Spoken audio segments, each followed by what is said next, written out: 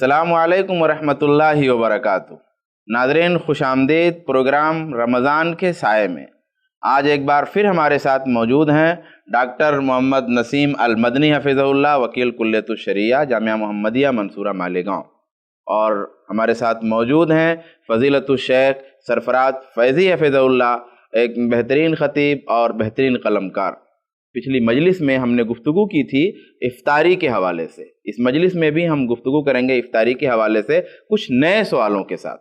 آج کی اس مجلس کا جو پہلا سوال ہے وہ ہم شیخ سرفراز فیضی حفظہ اللہ سے کرتے ہیں۔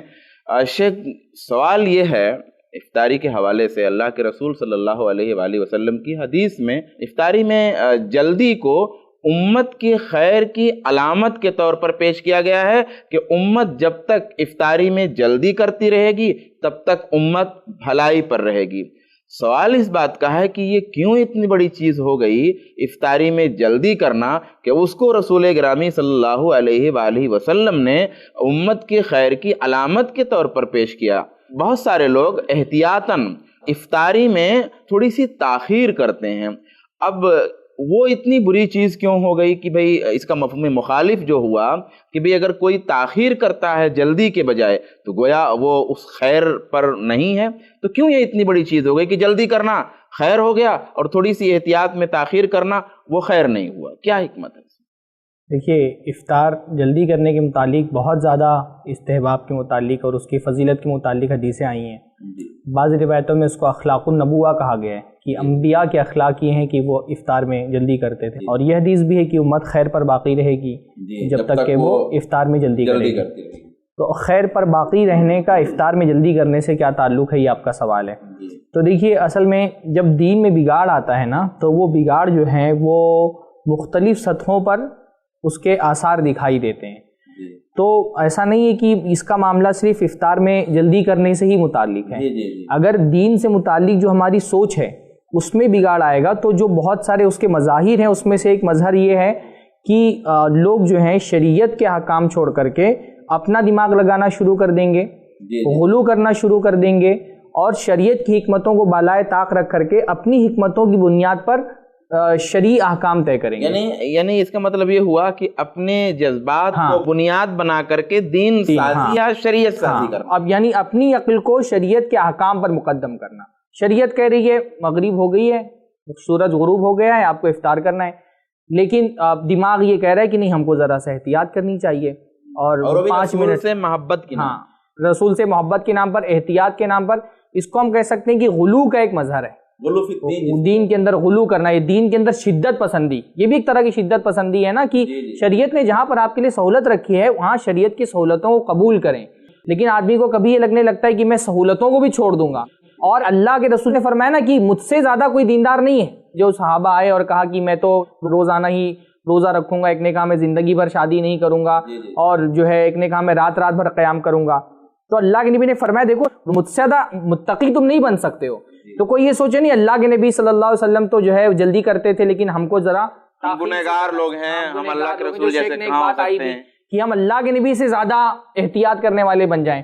تو آپ اللہ کے نبی سے زیادہ احتیاط کرنے والے نہیں بن سکتے، انبیاء سے زیادہ احتیاط کرنے والے نہیں بن سکتے۔ میں نے جو شروع میں بالکل ایک بات کہی تھی کہ ہمارا دین جو ہے نا وہ بہت ڈسپلن والا دین ہے، کہ جہاں پر حکم ہے کہ یہاں پہ ختم کر دینا ہے آپ کو کھانا پینا، وہاں ختم کر دینا ہے، جہاں پر حکم ہے کہ یہاں شروع کرنا ہے تو وہیں سے شروع کرنا ہے۔ یہ ہمارے دین کا امتیاز ہے، اس لیے بار بار کہا گیا نا کہ اہل کتاب کی مخالفت کرو، افطار جلدی کرو۔ یہ ہمارے دین کا امتیاز ہے کہ ہم جو ہے نہ اللہ کے رسول صلی اللہ علیہ وسلم کے حکم سے آگے بڑھتے نہ پیچھے ہٹتے۔ تو جب یہ دین کا تصور لوگوں کا بگڑ جائے گا تو اس کے جو مظاہر ہوں گے اس میں سے ایک مظہر یہ ہے کہ لوگ افطار کے معاملے میں گویا اگر کوئی جلدی کرتا ہے تو اس کا مطلب یہ ہے کہ وہ شریعت کی پابندی کر رہا ہے، اور اپنے جذبات جو اس کے دلی جذبات ہیں ان کو ایک کنارے کر رہا ہے۔ شریعت کیا کہہ رہی ہے وہ کر رہا ہے، گویا اس لیے خیر کی علامت کے طور پر اللہ کے رسول صلی اللہ علیہ وسلم نے پیش کیا۔ جزاک اللہ خیر۔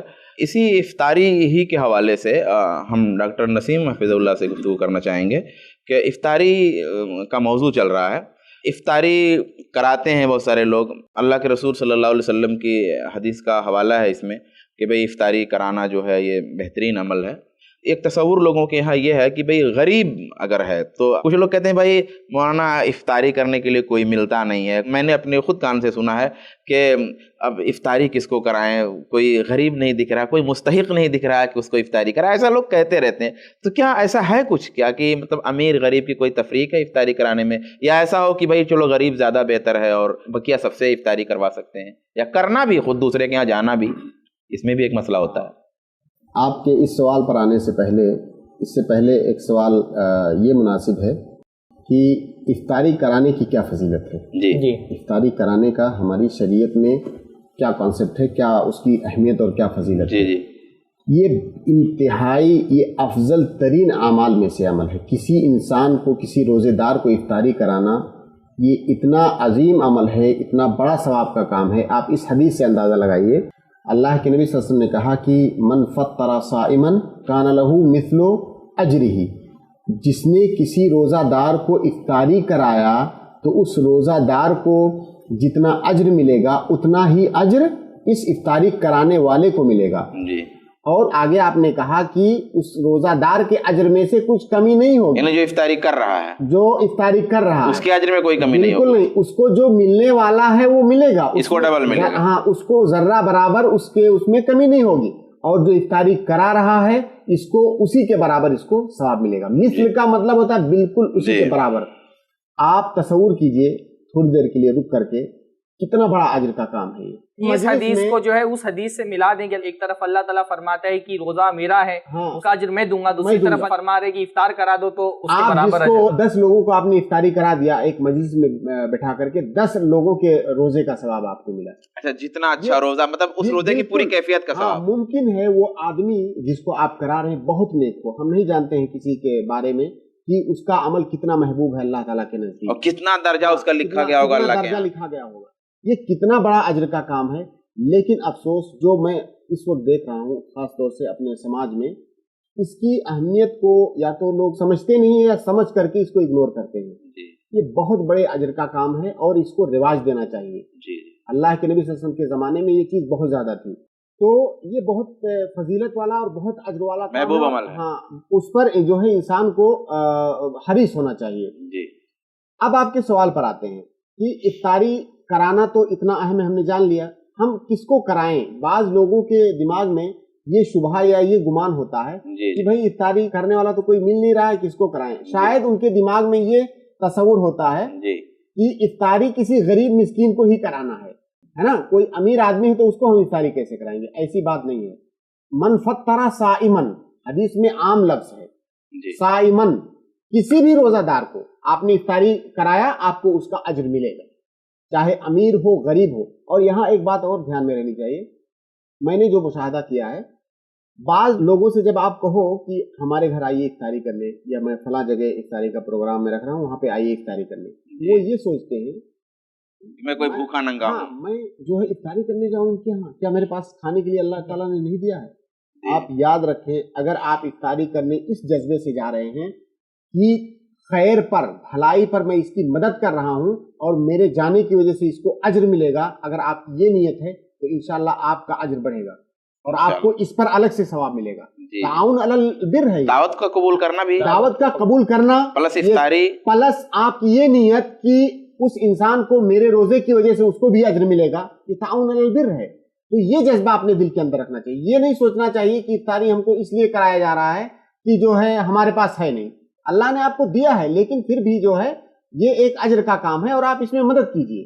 تو افطاری کے لیے ضروری نہیں ہے کہ کوئی غریب انسان ہو, سب اس میں برابر ہیں, کسی کو بھی افطاری کرائی جا سکتی ہے. لیکن علماء نے کہا ہے کہ جو زیادہ ضرورت مند ہو, مان لیجیے بہت سارے لوگ ہوتے ہیں غریب مسکین اور بہت اچھا میسر نہیں ہوتا ہے, کتنے لوگ تو ایسے ہوتے ہیں کہ میسر ہی نہیں ہوتا ہے, تو ایسے لوگوں کو کرانے میں ظاہر ہے آپ کو ایک تو افطاری کرانے کا ثواب ملے گا, دوسرا وہ غریب انسان ہے, بھوکا انسان ہے, اگر آپ نے یہ نیت کر کے کیا کہ اس کو میں کھانا کھلا دوں گا ایک وقت کا, تو اس کا اجر بھی آپ کو ملے گا.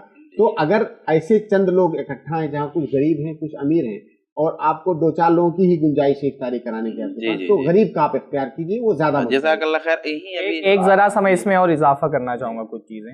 ایک چیز اور ایسی ہے ہمارے افطار کرانے کے حوالے سے جو آہستہ آہستہ مفقود ہوتی جا رہی ہے, وہ ہے رشتہ داروں کو افطار کرانا.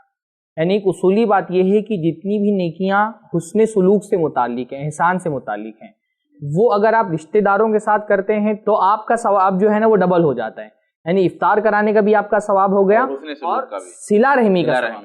صلہ رحمی جو بہت بڑی نیکی، رشتوں کو جوڑنے کا ثواب، جو اتنی ساری حدیثیں ہیں صلہ رحمی اور رشتوں کو جوڑنے کے حوالے سے، تو آپ کو افطار کرانے کا بھی ثواب مل گیا. اور پلس جو ہمارے یہاں کیونکہ بہت بڑا مسئلہ ہے کہ آہستہ آہستہ جو رشتہ داروں کے آپس میں تعلقات ہیں وہ کمزور ہوتے جا رہے ہیں، خاص طور پہ شہروں میں. بلکہ لوگ یہ کرتے ہیں کہ اپنے قریبی کو نہیں، مطلب اس سے کچھ معاملہ رہتا ہے تو دوسروں کو بلاتے ہیں، دوسروں کو ترجیح دیتے ہیں. رشتہ داروں کو خصوصی طور پہ اس میں صلہ رحمی کا ثواب، جیسے صدقے کے بارے میں آتا ہے کہ عام آدمی کو صدقہ کریں تو صدقے کا ثواب ہے، لیکن اگر کوئی خاندان کا آپ کا ہے اس پر صدقہ کرتے ہیں تو آپ کا ایک ثواب اور اضافہ ہو جاتا ہے، وہ رشتہ جوڑنے کا ثواب. خاص طور پہ ناظرین کو ایک بات میں یہ بھی بتانا چاہوں گا کہ ہمارے یہاں افطار کرانے کا ذرا سا ایک مزاج جو ہوتا ہے وہ سیاسی پارٹیوں کی طرف سے جو افطار پارٹیاں ہوتی ہیں، تو ٹھیک ہے وہ اس حد تک ہے، تو ٹھیک ہے افطار پارٹیاں ہونی چاہیے، کم از کم کسی درجے میں کوئی خیر ہمارے یہاں موجود ہے. لیکن ایک ذہن بعض مرتبہ یہ بن جاتا ہے، خاص طور پہ جو لوگ سیاست میں ہیں یا لیڈر ہیں یا نیتا ہیں، تو ان کے ذہن میں بعض مرتبہ یہ ہوتا ہے، میں سب کے بارے میں یہ بات نہیں کہہ رہا ہوں، لیکن بعض مرتبہ یہ ہوتا ہے کہ اللہ تعالیٰ سے خیر اور اجر کی امید سے زیادہ اپنی سیاست کو چمکانا، اپنا نام پیدا کرنا، ریاکاری، اس طرح کے جذبات آ جاتے ہیں. تو ابھی شیخ نے بتایا کہ اتنا بڑا ثواب ہے افطار کرانے کا، لیکن یہ کتنی افسوس کی بات ہے کہ دنیا میں ذرا سی شہرت کے لیے، ذرا سا اپنا نام پیدا کرنے کے لیے اور ذرا سی اپنی سیاست چمکانے کے لیے انسان جو ہے وہ اتنے بڑے خیر سے محروم ہو جائے. تو یہ ریاکاری جو ہے وہ بہت بڑا ذریعہ ہمارے یہاں افطار پارٹیوں کے ذریعے سے بن گیا ہے. اس سے ذرا سا پرہیز کرنا چاہیے. اور خاص طور پہ بعض مرتبہ یہ بھی دیکھنے میں آتا ہے کہ اس طرح کے لوگ جو نسبتاً مسلمانوں کے جو ہیں وہ دشمن بھی ہوتے ہیں اور ان کی افطار پارٹیوں میں بھی لوگ شریک ہو جاتے ہیں، بلکہ افطار پارٹیاں جو ہیں وہ بعض مرتبہ اس کے وہ نقصان دہ اثرات بھی ہوتے ہیں. تو اس کے بھی مختلف پہلوؤں پہ غور کرنا چاہیے، ریاکاری سے بچنا چاہیے. افطار کرانے کا یا افطار پارٹی کا بھی آپ اہتمام کر رہے ہیں تو وہ خالصتاً لوجہ اللہ ہونا چاہیے. اللہ کو خوش کرنے کے لیے افطار پارٹیاں کرائیں، اپنی سیاست چمکانے کے لیے، اپنا نام بلند کرنے کے لیے، اپنے ووٹر جمع کرنے کے لیے افطار پارٹیاں نہ کرائیں. جزاک اللہ خیر. اچھا، آپ دونوں جب یہ جوابات دے رہے تھے تو ایک اور بات میرے ذہن میں آئی، وہ یہ کہ افطاری میں ایک طرح کا بہت ہمارے ہاں کلچرل گلو ہے، مطلب بہت سارے فروٹس، بہت سارے پکوان. اچھا، جو عورتیں گھر کی ہوتی ہیں وہ مطلب تلنے بھولنے ہی میں اتنی زیادہ ویست ہو جاتی ہیں، مشغول ہو جاتی ہیں کہ وہ عبادت کے جو کام ہے، تلاوت کے جو کام ہے وہ کم کر پاتی ہیں. اور شوہر بھی، گھر کے ذمہ دار بھی مطلب بہت سارا خریدنے کے چکر میں کافی عبادتوں سے محروم ہو جاتے ہیں. تو کیا مطلب یہ جو ایک طرح کا کلچرل غلو ہے، اس کے بارے میں آپ دونوں سے میں متوجہ ہونا چاہوں گا کہ کیا بات ہے اس میں؟ یہ میں کہنا چاہوں گا نا ایک بات، ابھیشیک انشاءاللہ بتائیں گے وضاحت. ہمارے یہاں رمضان کا تعلق بھوکا رہنے سے زیادہ کھانے سے ہے. یعنی جب رمضان تصور میں آتا ہے تو لوگوں کے ذہن میں یہ نہیں آتا، ہر طرح کا ٹیسٹ آنے لگتا ہے، لوگوں کے ذہن میں بھوک آتی ہی نہیں ہے، لوگوں کے ذہن میں کھانا آتا ہے. بلکہ آپ دیکھیے نا، آپ گوگل وغیرہ پہ سرچ کریں تو آپ رمضان کی تیاری، تو رمضان کی تیاری میں آپ کو یہ نہیں ملے گا کہ آپ اپنے نفس کو پاکیزہ کر لیں، اپنی نیت درست کر لیں، فضائل یاد کر لیں. آپ کو رمضان کی تیاری میں یہ ملے گا کہ فلاں ڈش کیسے بنائی جائے، فلاں ڈش کیسے بنائی جائے، فلاں شربت کیسے بنایا جائے، نئی نئی چیزیں لانچ ہوتی ہیں. بہت افسوس کی بات ہے کہ روزے کی حکمتوں میں یہ بیان کیا گیا کہ آپ اپنے نفس پر قابو رکھنا سیکھیں نا، اور ہمارے یہاں ہو گیا کہ ہم نفس کو آزاد چھوڑتے ہیں. کھانے پینے کا موسم بہار، موسم بہار اتنا کھاتے ہیں رمضان میں مسلمان، اور آپ حالات دیکھیں شاید کہ کوئی کمیونٹی ایک مہینے میں اتنا نہیں کھاتی ہوگی جتنا مسلمان رمضان میں کھاتے ہیں. اور دیکھیے حدیث میں بھی، سلف کے اقوال میں بھی بہت زیادہ کھانے اور کھانے کی طرف بہت زیادہ توجہ دینے میں ایک طرف ایک کراہت والی باتیں آتی ہیں. لگنے کی حدیث ہے کہ جو سب سے برا برتن آدمی بھرتا ہے وہ اس کا پیٹ ہے. اور آپ کو تابعین سے بہت سارے اقوال ایسے ملیں گے کہ وہ پیٹو لوگوں کی نفرت میں، بطانہ جن کو کہتے ہیں، ان کی کراہت میں بہت ساری حدیثیں آتی ہیں. لیکن آپ دیکھیے کہ وہ رمضان میں جو ہے کھانے کی طرف بہت توجہ ہوتی ہے اور اس سے عبادت کی طرف توجہ ہٹ جاتی ہے. خواتین کا بھی معاملہ ہے کہ وہ پورا دن یعنی سحری بنانے سے دوپہر سے چالو ہو جاتی ہیں. ہاں، وہ صبح سے ہی چالو ہوتی ہیں، وہ سحری کے لیے بھی صبح سے چالو ہوتی ہیں. تھوڑا سا بیچ میں وقت ملا پھر اس کے بعد وہ سونے کو اٹھی تو پھر افطار کی تیاری میں لگ جاتی ہیں. ان کا روزہ اس وجہ سے خراب ہوتا ہے. کھانے والے کھانا کھانے کے بعد کیا عبادت کر پاتے ہیں، یعنی افطار اتنا ٹھوس کر کے کر لیتے ہیں کہ تراویح پڑھنا لوگوں کے لیے بھاری ہوتا ہے. چٹور گلیاں بھی مشہور ہیں مختلف اور گلیاں بھی مشہور ہیں. جزاک اللہ خیر. تزکیہ کے حوالے سے، تزکیہ کے حوالے سے گفتگو ڈاکٹر صاحب تھوڑا فقہی لحاظ سے آپ کچھ فرمائیں. اگر آپ شرعی حکم میں جائیں گے کہ اس کا یہ جو بہت زیادہ کھاتے پیتے ہیں اس کا حکم، میں کلچرل گلو مطلب کہا بالکل، تو ہماری شریعت کھانے پینے سے منع نہیں کرتی ہے. شریعت کا اس سلسلے میں اصول ہے، قرآن کی آیت ہے وَكُلُوا وَاشْرَبُوا वला तुसरिफू, जी, वला तुसरिफू, वला तुसरिफू। जहां पर खाने पीने की छूट दिया शरीयत ने, वहीं पर कहा इसराफ मत करो, यानी फजूल खर्ची, फजूल खर्ची मत करो। यहाँ तक कि ये फजूल खर्ची इबादत में भी मजमूम है, ये मतलूब नहीं है। जी जी। वो हदीस मारूफ है कि वजू करते वक्त पानी गिराने में फजूल खर्ची ना करो। यहाँ तक कि आप बहते हुए नहर पर हैं, वहां पे भी आप ज्यादा पानी मत इस्तेमाल करो, जरूरत भर का इस्तेमाल करो, वहां पे फजूल खर्ची नहीं करनी है। एक तो देखिए इबादत है वजू, जिसके जरिए आप नमाज पढ़ेंगे, कुरान पढ़ेंगे, इबादत करेंगे। जी जी। दूसरा, पानी सामने बह रहा है नहर का, दरिया का, वहां पे भी मना किया गया है। जी जी। खालिस इबादत की हालत में भी मना किया गया है इसराफ से। जी जी। तो ये जो इफ्तारी का मसला है, अगर हम उसमें इसराफ कर रहे हैं, जहां एक तरफ नेक काम कर रहे हैं, वहीं तरफ एक जो है ऐसा काम कर रहे हैं जो मना है, तो इसराफ नहीं होना चाहिए। बाकी रंग बिरंगी और तरह तरह के पकवान खाना शरीयत इससे मना नहीं करती, बिल्कुल शरीयत इससे मना नहीं करती है। आप खाइए, अल्लाह ताला ने, लेकिन मकसद पे ध्यान रहे। हाँ, मकसद पे ध्यान रहे, मकसद अव्वली फौत ना होने पाए और इसराफ ना होने पाए। रमजान में हमने देखा है खाने फेंके बहुत जाते हैं जी, जरूरत से ज्यादा लोग ले आते हैं मार्केटों से, मतलब खाने फेंके बहुत जाते हैं। कितने गरीब और मिस्कीन ऐसे हैं जिनको मुयसर नहीं होता है और हम उसको जाये करते हैं। तो इस पर ध्यान रहनी चाहिए कि इसराफ नहीं। अच्छा, एक बात और ये भी जहन में आ रही है कि बोल देना चाहिए कि इफ्तार कराने में जो है वो एक पेश नज़र ये बात भी होनी चाहिए, क्योंकि अल्लाह के नबी ने क्या फरमाया कि रोज़ेदार का सवाब इफ्तार कराने वाले को भी मिलता है। तो आदमी इफ्तार के लिए उन लोगों का भी इंतखाब करे जो नेक लोगों को खुसूसी तौर पे अपने यहाँ इफ्तार की दावत तरजीही तौर पे। अल्लाह के नबी की हदीसें भी हैं, अफ्तर इंदकुमुस साइमुन वाकला ताअमकुमुल अबरार, कि तुम्हारे यहाँ रोजेदार इफ्तार करें और तुम्हारा खाना जो है वो अबरार नेक लोग खाएं। वला याकुल ताअमुका इल्ला तकी, मुत्तकियों के अलावा कोई तुम्हारा ना खाना खाए। तो इसमें इफ्तार का भी सवाब, और फिर ये कि मुत्तकी आदमी को आप खाना खिलाते हैं और आपके खाने से जो उसको कुव्वत मिलती है और फिर उस कुव्वत को अल्लाह की इताअत में सर्फ करता है, उस इताअत का भी सवाब, वो दुआ करे आपके लिए उसका भी सवाब। ये रिश्तेदारों के अलावा एक खुसूसी जहन में ये बात होनी चाहिए। हमारे यहाँ एक ज़माने तक इसका रिवाज था, अभी भी अल्हम्दुलिल्लाह है कि आमतौर पे मस्जिदों में इफ्तार वगैरह भेजा जाता है, अहले इल्म को भी खिलाना चाहिए। पर भी एक थोड़ा बात करेंगे। जज़ाकुमुल्लाहु खैरन व अहसनुल जज़ा। नाज़रीन, आप लोगों ने समाअत फरमाया इफ्तारी कराने के हवाले से कि ये बहुत बड़ी फजीलत का काम है और इसमें बहुत सवाब है और हम लोगों को इसमें खूब आगे आगे रहना चाहिए। इसी तरीके से एक जो बहुत ज़्यादा खाने पीने की जो बात आई, उसमें ये गुफ्तगू हुई कि जो हमारा खाना पीना तो ठीक है, आप खाएं, पकवान खाएं, तरह तरह की चीज़ें खाएं, कोई शरीयत मना नहीं करती है, लेकिन एक बात हमेशा पेश नज़र रहना चाहिए कि रमज़ान एक ही महीने का मुख्तसर सा वक्त है, तो जो असल मकसद है तकवा, उसको हमेशा पेश निगाह रखना चाहिए, उसमें कोई कमी नहीं होनी चाहिए। ठीक है, आप खाए पिए, लेकिन ये मकसद पे हमारा ध्यान ज़रूर रहना चाहिए। अच्छा, इसी सिलसिले में एक और बात है, जिससे दुआ जो मसनून है इफ्तारी की पढ़ना, वो इफ्तारी से पहले है वो दुआ कि इफ्तारी करने के बाद है वो दुआ? आप इफ्तारी कर चुके तो आप दुआ पढ़ेंगे, ज़हब अज़्ज़मउ व तल्लतिल उरूक़ व सबतल अज्रु इंशाअल्लाह। और अच्छा, और लेकिन रिवायतों में आता है कि इसमें जो है और दुआएं नहीं हैं। इंसान ने ये ख्वाहिश जाहिर की है कि अल्लाह रब्बुल आलमीन उसका अज्र साबित करे, उसको ये उम्मीद है, अब उसने इबादत कर लिया। बाकी जो दुआएं हैं, आप कोई भी दुआ, आम दुआ, वो इफ्तारी से पहले रिवायत के जो अल्फाज हैं, रहबत दमऊ वाली रिवायत के जो अल्फाज हैं, उससे कुछ लोग इस्तिदलाल करते हैं कि ये दुआ जो है इफ्तारी मतलब जब करने जा रहा है तब पढ़ेंगे। नहीं, उस वक्त कहाँ पे और कहते हैं कि माना बता रहा है कि जब बिल्कुल कर लेंगे। बिल्कुल उसके उल्टा है जी। जब आप इफ्तारी कर लिए, अब आपकी प्यास खत्म हो गई, ज़हब अज़्ज़मउ, प्यास खत्म हो गई, और जब आपने इफ्तारी नहीं किया हो तब आपकी प्यास खत्म। रिवायत के अल्फाज क्या हैं, यानी कि इज़ा अफ्तरा है, क्या है?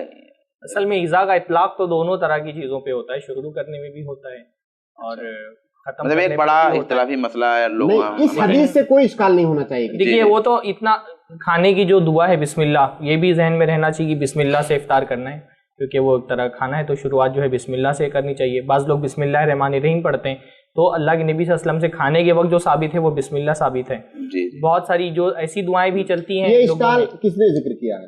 ज़हब अज़्ज़मउ व तल्लतिल उरूक़, रगे तर हो गई, रगे क्या माना तो यही बता रहा है जी। रगे तर हो गई, रगे कब तर होती है? इफ्तार के बाद तर होती हैं, मतलब बिल्कुल वाज़ेह है। अल्फाज हदीस के अल्फाज से बिल्कुल वाज़ेह है, तो वो इज़ा से करने के बाद। जज़ाकल्लाहु खैरन व अहसनुल जज़ा। नाज़रीन, इफ्तारी से मुताल्लिक़ हम मशाइख़ की कुछ यादें आप लोगों से शेयर करना चाहते हैं और ये बहुत खूबसूरत बात होगी और आप लोगों को पसंद भी आएगा। ڈاکٹر نسیم صاحب کافی زمانے تک جو ہے مدینے میں رہے ہیں اور وہاں کے علماء اور مشائخ اور وہاں کے دیگر لوگوں کے ساتھ ان کا اٹھنا بیٹھنا رہا ہے. شیخ سرفراز جو ہے داعی ہیں اور زمین پہ میدان میں کام کرتے ہیں, تو میدانی کام کرنے کے حوالے سے ان کو بھی بہت ساری تہذیبوں کا اپنے یہاں کی پتہ ہے. تو ہم دونوں سے کچھ یادیں شیئر کرنا چاہتے ہیں اور اس میں کچھ شریعت کی اور فقہی باتیں بھی ضمناً آتی جائیں گی. شیخ, افطاری سے متعلق کچھ یادیں آپ مدینے کی کچھ تازہ کریں. لوگ مدینے سے بڑی محبت ہے ہمارے ناظرین کو. آپ یہ سوال کرتے وقت مدینے کا نام نہ بھی لیتے جی تو مدینے کا ذکر ہی آتا. جی. میری جتنی عمر ہے شاید اس عمر کا آدھے سے زیادہ حصہ یا آدھا حصہ مدینہ. اور بڑی خوش نصیبی کی بات ہے, یہ بہت خوش نصیبی کی بات ہے. اللہ رب العالمین سب کو موقع دے اس کا.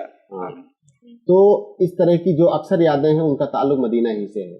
جب بھی افطاری کا کہیں پر ذکر ہوتا ہے تو مجھے مسجد نبی کی یاد آتی ہے. جن لوگوں کو نصیب ہوا ہے وہاں پہ جانا, انہوں نے دیکھا ہوگا, وہ اس بات کی تصدیق کریں گے. ہمارے ناظرین میں سے بھی بے شمار لوگ وہاں گئے ہوں گے اور افطاری کا منظر وہاں پر دیکھا ہوگا انہوں نے. وہ منظر شاید مجھے ایسے لگتا ہے کہ شاید دنیا میں وہ منظر کہیں اور نہ ہوتا ہے.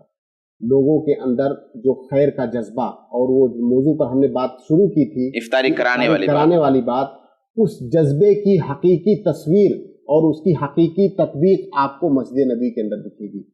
آپ مسجد کے گیٹ سے ابھی کچھ فاصلے ہی پر ہوں گے کہ لوگ آپ کا ہاتھ پکڑنا, آپ سے گزارش کرنا, ریکویسٹ کرنا شروع کر دیں گے. وہ ایسا لگتا ہوگا ہمارے دسترخوان پر کہ مطلب آپ افطاری کر کے ان پہ احسان کر رہے ہیں. بالکل, آپ کے ہاتھ سے آپ کی جوتے چپل لے لیں گے کہ میں رکھ کے آتا ہوں.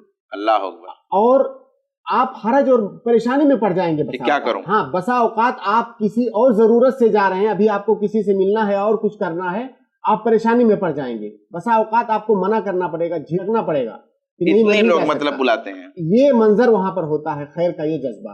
اور یہ منظر حرم کے اندر, حرم کے صحن میں, حرم کے چاروں طرف جتنی سڑکیں ہیں, بالکل وہ آپ کو کہیں پر پاؤں رکھنے کی جگہ نہیں ملے گی.